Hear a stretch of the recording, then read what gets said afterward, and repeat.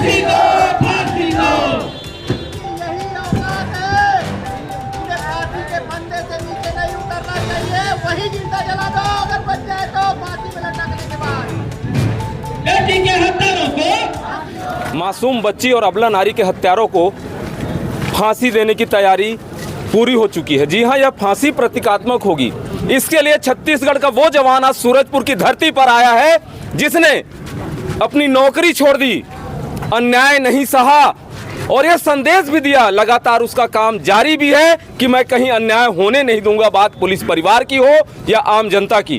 बस्तर से कांकेर और कांकेर से सरगुजा और सूरजपुर की धरती पर आ जाए हैं उन हत्यारों को फांसी देने, जो प्रतीकात्मक होगा यह संदेश, ताकि जुडिशियरी तक जाए। इसमें खुद संज्ञान ले हाई कोर्ट छत्तीसगढ़ कि ऐसे हत्यारों को फांसी देना बहुत जरूरी है। उसके लिए फास्ट ट्रैक कोर्ट में ट्रायल हो और 20 दिन के भीतर उन्हें फांसी दी जाए, फैसला आए। हम बात कर रहे हैं उज्जवल दीवान की, जो आज हमारे बीच मौजूद है। सूरजपुर की इस पावन धरा पर काफी मार्मिक हत्या, डबल मर्डर, जिसके बाद इन्हें भी बहुत पीड़ा हुई। सूरजपुर का एकक नगरवासी खौल उठा था। सूरजपुर आग में जल रहा था 14 तारीख को, 14 अक्टूबर को। आरोपी भाग गए थे। मुख्य आरोपी जिला बदर था। कैसे घूम रहा था ये भी बताएंगे हम। आइए हम जानते हैं उज्जवल दीवान से कि यह कैसी पीड़ा है, नगरवासियों के बीच कैसे मौजूद है, इस कार्यक्रम का उद्देश्य, इससे क्या संदेश देना चाहते हो उज्जवल जी? सर, ये तो मतलब पूरे राज्य के लिए बहुत गंभीर विषय है और जिनके ऊपर ये बात बीती है उस पीड़ा को तो उनसे ज़्यादा कोई और दूसरा सहन कर भी नहीं सकता।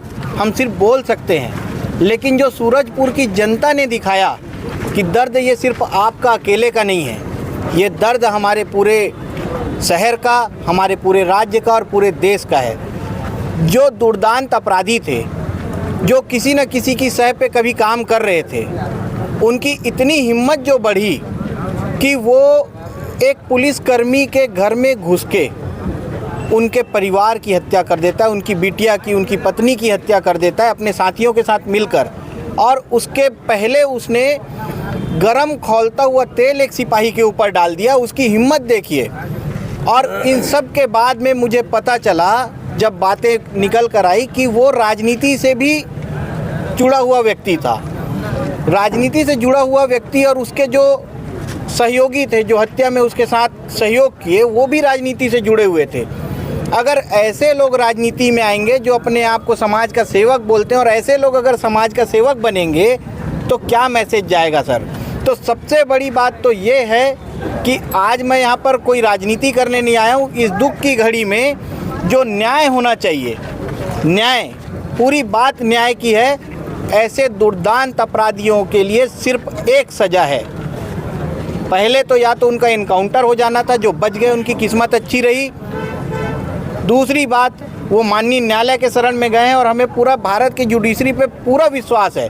माननीय न्यायालय फास्ट ट्रैक कोर्ट बैठाएगी और पुलिस की कार्रवाई खत्म होने के 15 दिन के अंदर इन्हें फांसी की सज़ा होनी ही चाहिए। इसके अलावा कुछ नहीं चाहिए। आज पूरी सूरजपुर की जनता आई है, अग्रवाल अंकल आए हैं और भी पूरे समाज के लोग आए हैं, हमारे संयुक्त पुलिस परिवार के लोग आए हैं, हमारी महिलाएं आई हैं, हमारी बच्चियां आई हैं।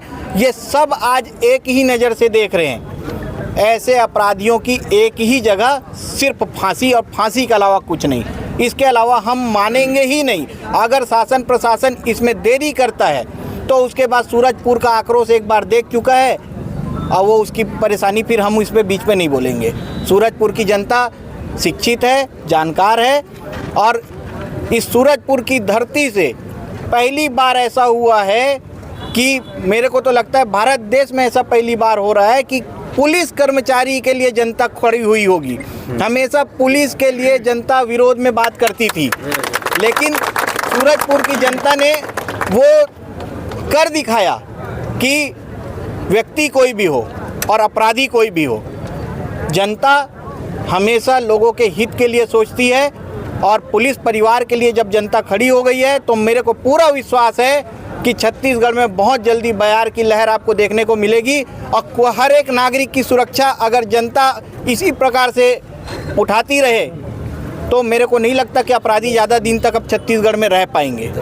ये एकदम स्पष्ट है सर। आप लोगों ने उदाहरण प्रस्तुत किया और आप लोगों का बहुत बहुत धन्यवाद है। सूरजपुर की जनता का मैं आपको बोलना चाहूँगा, उतनी दूर से मैं सिर्फ आप लोगों का धन्यवाद ज्ञापित करने ही आया हूँ। और मुख्य उद्देश्य यही है कि जो आप लोगों ने हमें मार्ग दिखाया है, इस मार्ग पे पूरे छत्तीसगढ़ के लोगों को चलना चाहिए। अपराधियों के साथ क्या करना है, अपराधियों के खिलाफ क्या करना है। जब जनता की सरकार बनती है और जन संग्रह जब होता है तो वो जनादेश सबको मानना पड़ता है। और मेरा सरकार से निवेदन है कि अगर आपको न्याय देने में देरी हो रही हो तो एक बार जनता की अदालत में भी पेश कर दिया जाए, जनता निर्णय ले लेगी। जनता की अदालत में दे दो, जनता को फैसला करने दो। ऐसे अपराधियों का जनता क्या करती है जनता की अदालत से? जब जनता चुन के आपको राजनीतिक गद्दियों पे बैठाती है, जनता चुन के आपको बहुत दूर तक ले जाती है, तो जनता को भी एक आध बार मौका दे दो कि अपराधियों के साथ क्या करना है, बाकी जनता जाने।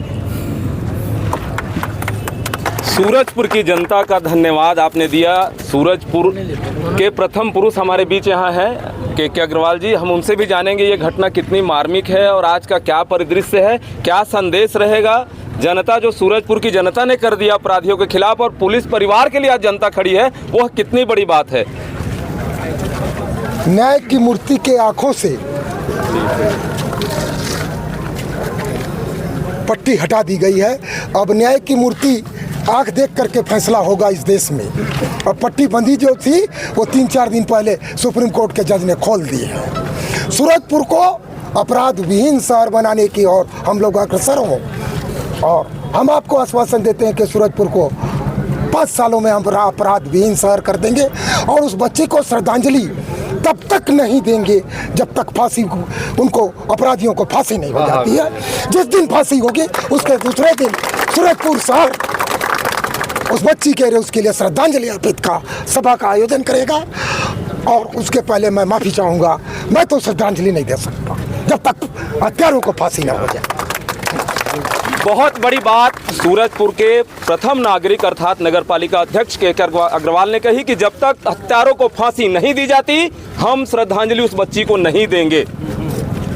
ये निश्चित तौर पर स्वागत योग्य चीज है और ये तथ्य संज्ञान में आएगा हाई कोर्ट के। हाई कोर्ट इसे संज्ञान में लेगा, हमारा पूरा अनुमान है। और ऐसे निर्मम हत्या करने वाले हत्यारों को निश्चित तौर पर फांसी दी जाएगी। ये कार्यक्रम क्या रहेगा आज का, कैसे प्रतीकात्मक फांसी दी जाएगी, क्या कफन वगैरह की व्यवस्था भी की जाएगी या? सर यहाँ पे कफन नहीं होगा, फांसी दी जाएगी और सीधे जला दिया जाएगा, क्योंकि ये जनता की अदालत है और जनता का निर्णय है कि फांसी पे टांगेंगे और जला देंगे। आज उनके पुतले हैं, कभी मौका मिले तो भविष्य में देखेंगे। और मैं तो चाहता हूँ कि ऐसे दुर्दांत अपराधियों को सूरजपुर जैसे सुरक्षित जेल में ना रखा जाए, क्योंकि यहाँ पर कहीं ना कहीं लोकल जो होते हैं उनको लोकल सुविधा मिलेगी। जेल बहुत सुरक्षित है सूरजपुर का, लेकिन मैं चाहता हूँ कि जिस प्रकार शासन ने मुझे जेल से जेल घुमाया था, इन्हें जगदलपुर जेल शिफ्ट किया जाए। वो सबसे सुरक्षित जेल है छत्तीसगढ़ की, उन्हें जगदलपुर जेल शिफ्ट किया जाए पांचों को। और मुझे पूरी उम्मीद है कि वहां जाने पे उनके साथ न्याय जरूर होगा, क्योंकि जगदलपुर जेल पूरे छत्तीसगढ़ की सबसे सुरक्षित जेल है। मैं वहां रहा हूं, इसीलिए मैं आपको बता सकता हूं। इन्हें शिफ्ट किया जाए। हम तो प्रशासन से मांग करेंगे कि इनकी शिफ्टिंग की जाए यहाँ से जगदलपुर जेल। आप लोगों का क्या विचार है सर, आप लोग बताइए।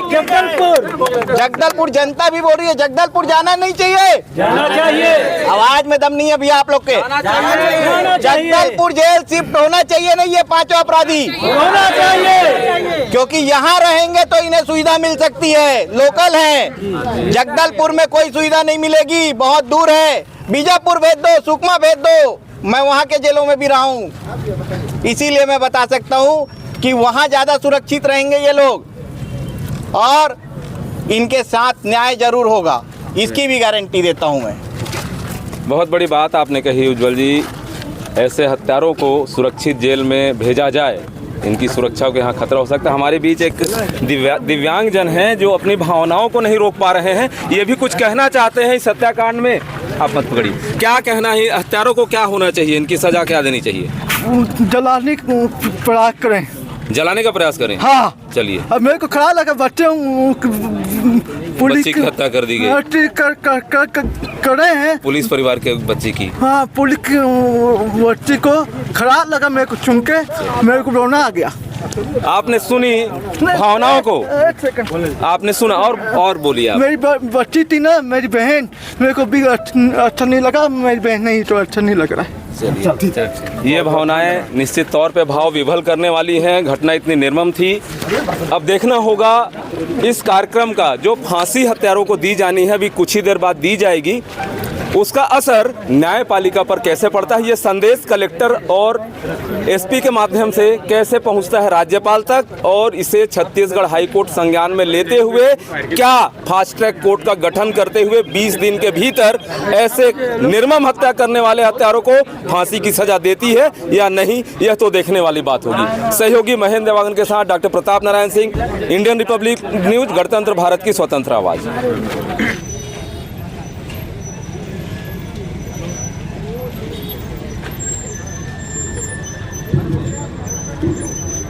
मैं एक बात बताना भूल गया था। जब ये मार्मिक घटना घटित हुई थी, के हत्यारों को फांसी दो, फांसी दो। बेटी के हत्यारों को फांसी दो, फांसी दो। बेटी के हत्यारों को फांसी दो, फांसी दो।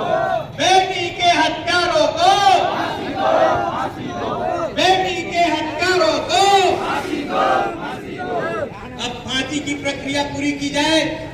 सभी माताओं से, सभी भाई बंधुओं से मेरा निवेदन है, जिन्होंने पूरा मेहनत किया और निस्वार्थ भाव से यहाँ पर आए और इस प्रतीकात्मक रूप से होने वाली फांसी को आपने देखा है, ऐसे ही आने वाले समय में इन हत्यारों को असली रूप में फांसी दिया जाएगा। और मैं सरकार से निवेदन करूंगा कि अगर छत्तीसगढ़ में जल्लाद नहीं है तो कोई दिक्कत नहीं है।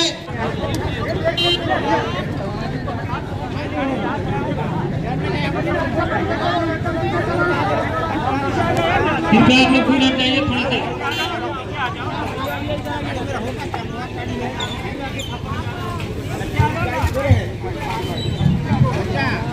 कृपया आग जलाने के बाद पीछे हट जाइए।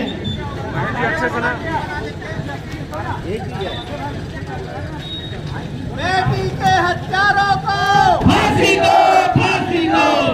इनकी यही औकात है, इन्हें फांसी के फंदे से नीचे नहीं उतरना चाहिए, वही जिंदा जला दो अगर बच जाए तो, फांसी में लटकने के बाद।